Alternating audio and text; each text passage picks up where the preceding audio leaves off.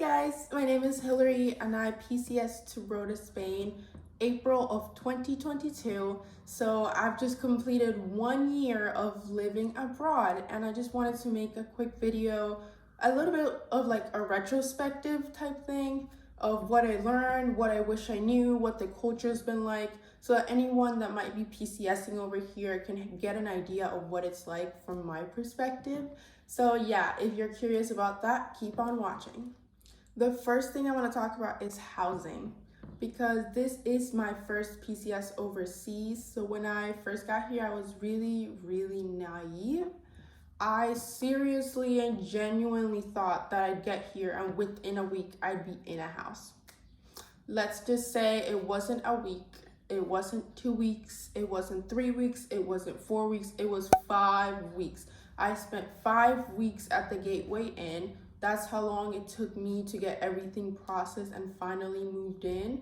And I am talking about off-base housing right now. I don't know the on-base housing process, but for off-base, I would encourage all of you guys to understand that it takes time. There's so many little appointments, so much paperwork, and the housing office is just in no hurry whatsoever to make this process any faster. So you're going to be spending 4 to 5 weeks probably in a hotel, and it's so much easier to live out of a hotel if you understand that you're going to be there for a while, instead of being like me and having your expectations crushed because you thought it was going to be so much faster than it actually was. But still, in the housing end of things, I would also encourage you guys to use a runner. Now, what's a runner? A runner is basically a Spanish real estate agent. They're going to be the person that drives you around from house to house. They're going to be the one that speaks the language, that knows the culture, that can communicate with the landlord, that's going to negotiate prices. Like, they're just an invaluable resource, okay? And that's why I consider them a necessary part of your off-base housing process. I would highly discourage anyone from attempting to live off base without a runner. Honestly, yeah, I don't even know how it would work if you didn't have an agent helping you out. And the plus side is that it's also free, absolutely free. You do not pay for the runner makes a commission off of the landlord. So yeah, if it's absolutely free and so much easier, there's no reason not to do it. If you don't know where to find a runner and you're curious about the one I use, just leave a comment down below and I'll give you her details. Or you could also look on Facebook because a lot of them are on there. Let's talk about phones, because I knew that American phone providers were committing highway robbery with their prices, but seeing Spanish prices confirm that. In the US, we were paying $100 for 2 lines. But here in Spain, we're paying 35 euros, okay? 35 euros, not per phone. For both of our phones, it's 35 euros, which is just insane. I didn't even know it was possible to get prices this cheap. So yeah, if you're coming over here to Spain, I highly encourage you guys to use a Spanish phone provider. Your phone is gonna work 10 million times better if you use something local, and it's going to be half, a third, maybe even a fourth of the price of some international plan that you're paying for in the States. The plan that I use is called Digimobile, I believe. And this one is really easy to use and really accessible because they actually have like an office on base. It's inside the next, and you just go in there and that's how you can get your SIM card. That's how you can pay your bill each month. It's just really easy to use. So I highly encourage that. Before we had Digimobile, we had T-Mobile, because after talking to some people, we were told that a lot of them use T-Mobile. And just in our experience, we hated it. We absolutely hated every second of having T-Mobile. We found that just nothing would load over here. Like, our data was so slow here in Spain. And our phone calls, every single time we would pay our monthly bill, it would just be an outrageous price because we kept getting these add-on charges for phone calls. And it's not like I was making calls to China or Taiwan or something crazy. Like, no, I was just making regular amount of phone calls just here locally to Spain and to the United States. But they would tack on these insane prices. To this day, I don't know exactly what that was about, but yeah, the combination of having a really slow phone that barely worked and then being worried if this phone call was gonna cost me $30, just, we hated it. Highly encourage you guys to use Digimobile or any other Spanish-based phone provider. Let's talk about mail, because I love online shopping, so I was definitely curious, about how mail works overseas. So I'm here to tell you that it's actually pretty simple. So when you first get here and check into the base in Rota, one of the things you're going to do is check into the post office, and the post office is going to give you an FPO address. An FPO address looks a little bit like this, and it's an American address for military affiliated people living overseas.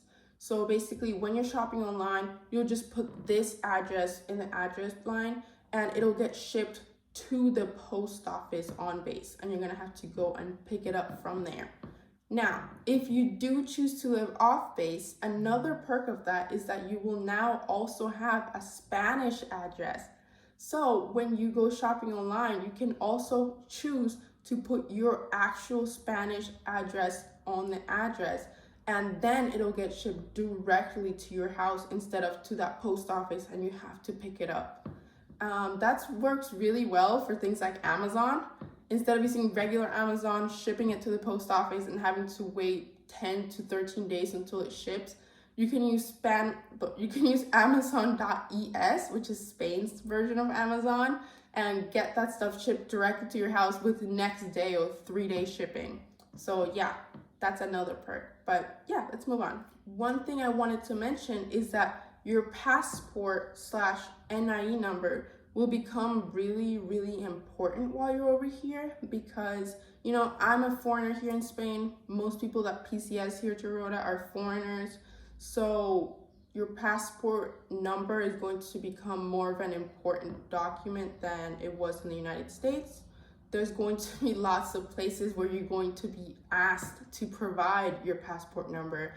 For example, if you go to a pharmacy out in town to pick up a medicine from the vet or for your child, they might ask you for a passport number when you're picking it up. If you get mail delivered to your house off base, they might ask you for a passport number to receive that package.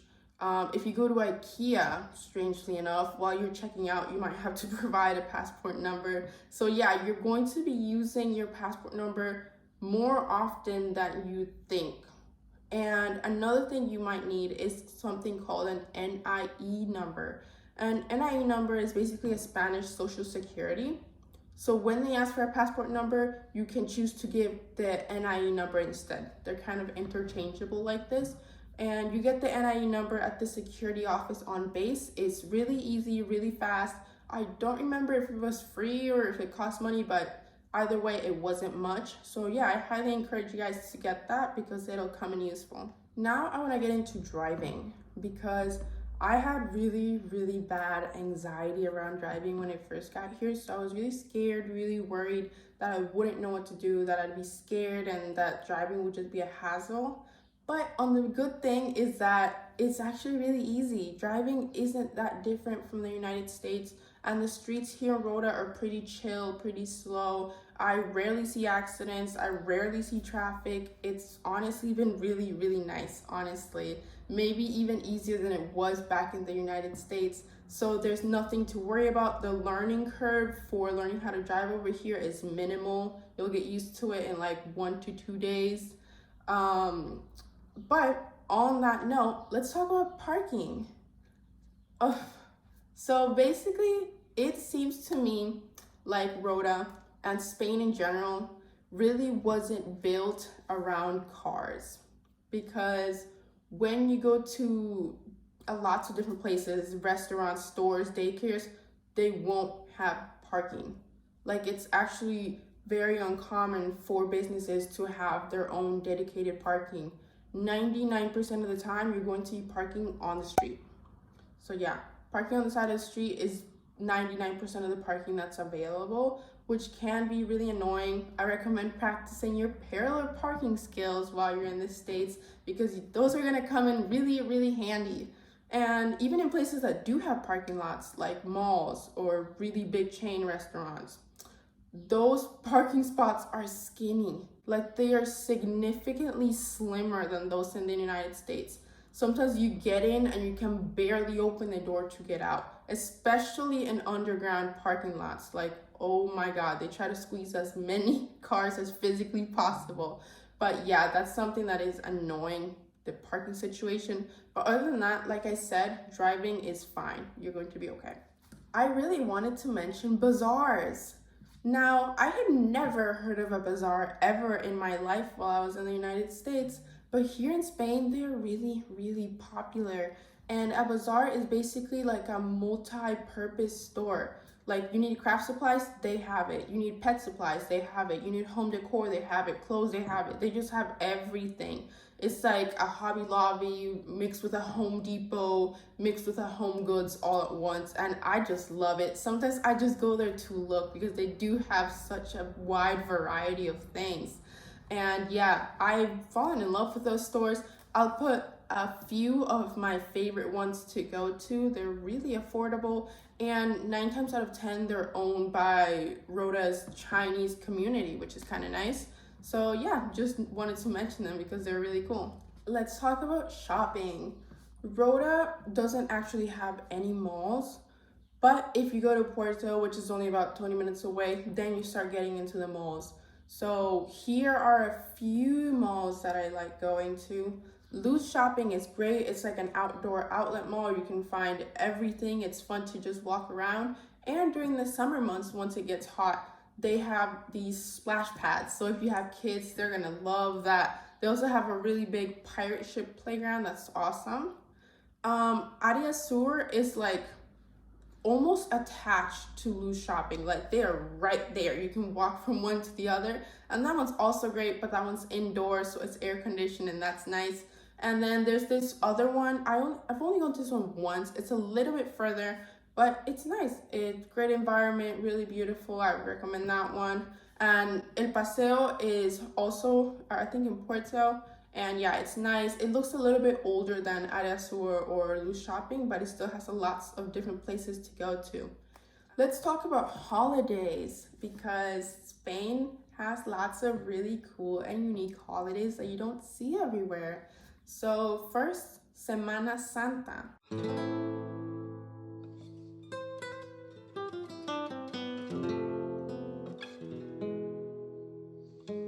Basically, Semana Santa translates to Holy Week. And Spain is a really Catholic country, so during Holy Week, they do a couple religious-based activities and lots of processions, which can be very, very interesting and culturally rich things to watch, just the parade and what they're dressed like and the artifacts they carry. I would highly recommend checking that out at least once. The second holiday I want to talk about is Feria.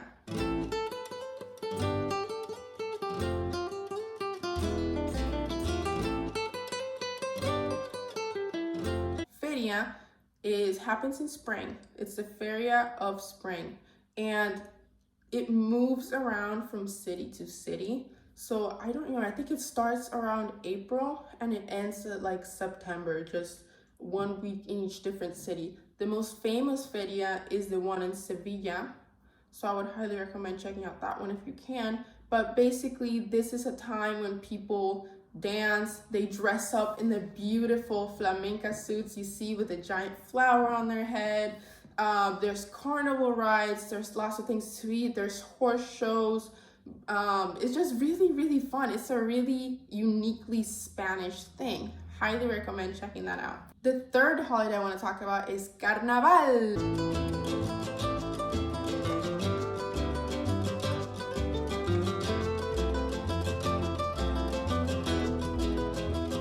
This is really, really fun. I've never been to Carnival festivities before, so this was my first time. I went to the one in Cadiz, and that was really fun.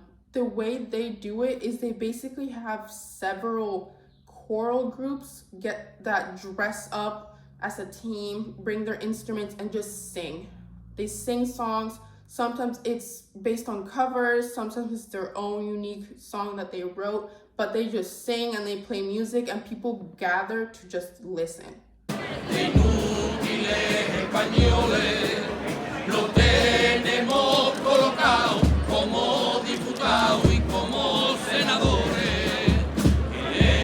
That was honestly really unique. Like I said, I've never been to Carnival before, so I had no idea what to expect. But this really lively song environment was fun, and everybody dresses up, not just the singers in their groups. Everybody dresses up. It's just a time to have fun. So I highly recommend checking that out, especially the one in Cadiz. That one was really cool. The fourth holiday I want to talk about is Reyes Magos.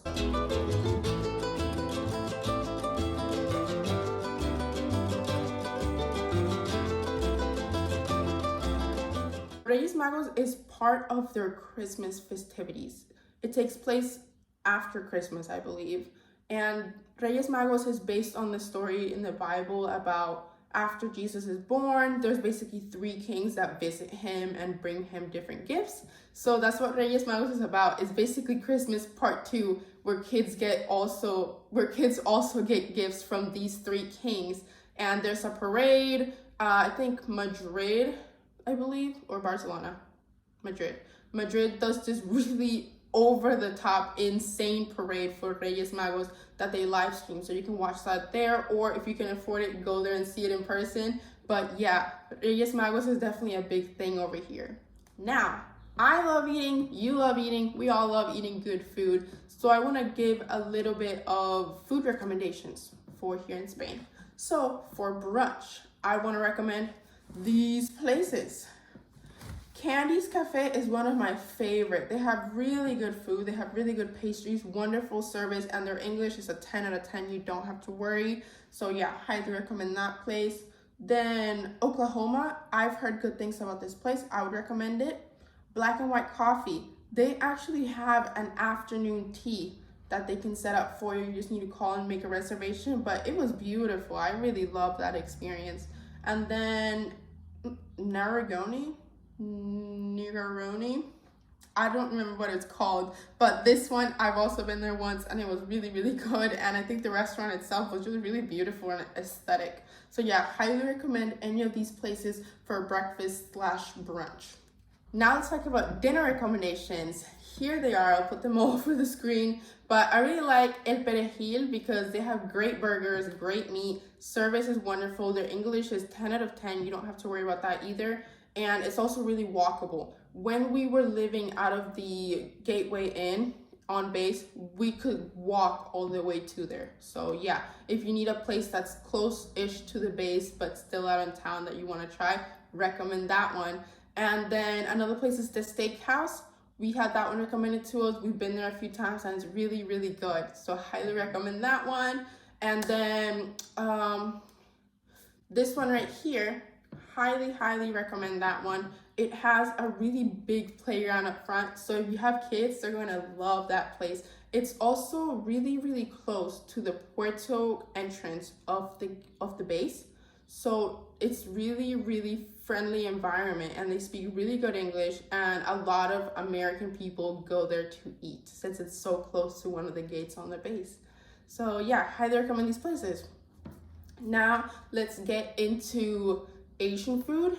A lot of people like Aburi Sushi. That's a really popular sushi place that most people will recommend, and we tried it and we do like it, but we actually like this other place right here. We just found the service was great, the food was great. The English is more of a 4 out of 10, but just point to the menu and he'll know exactly what you're talking about.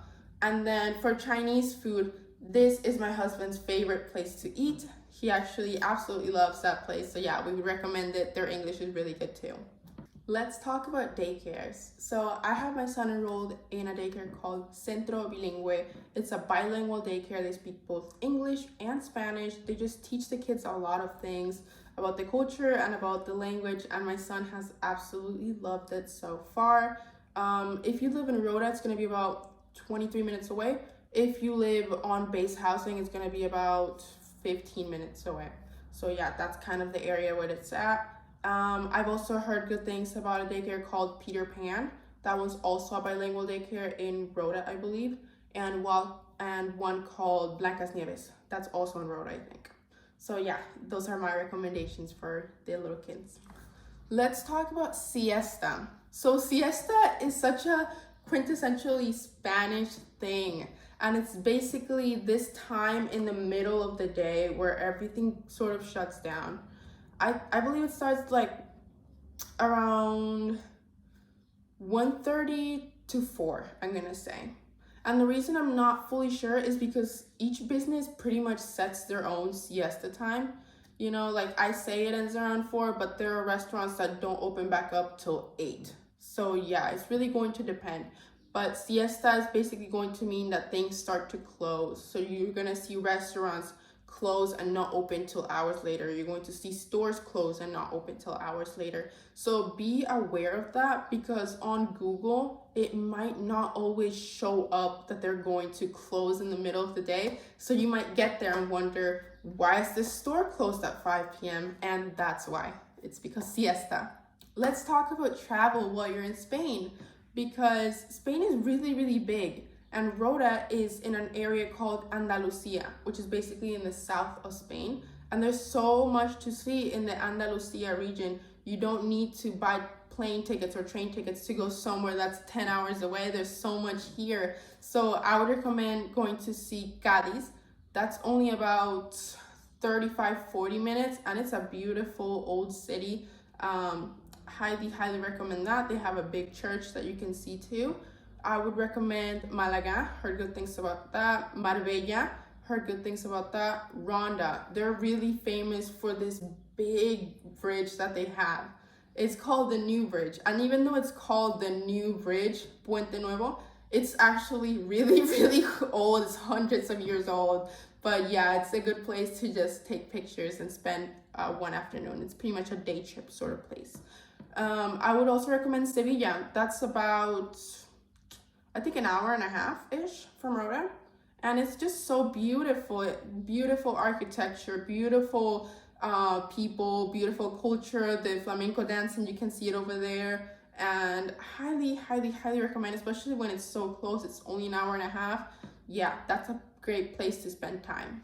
All right, guys. So I've been talking for a long time now, but I think I'm about ready to wrap up. I really hope you liked this video. I hope you learned something from it. In the 1 year that I've been living here, I've absolutely fallen in love with the culture and with the people and just this environment. I don't know, I was really worried when I first got here that I wouldn't fit in or that I'd just be confused and lost, but that has not been the case at all. This is going to be a place that I'm going to miss so badly when I finally need to leave, which is in a couple months. But yeah, I hope that if you're PCSing here anytime soon, that this video could help you, and I know that you're gonna love this place. So yeah, bye!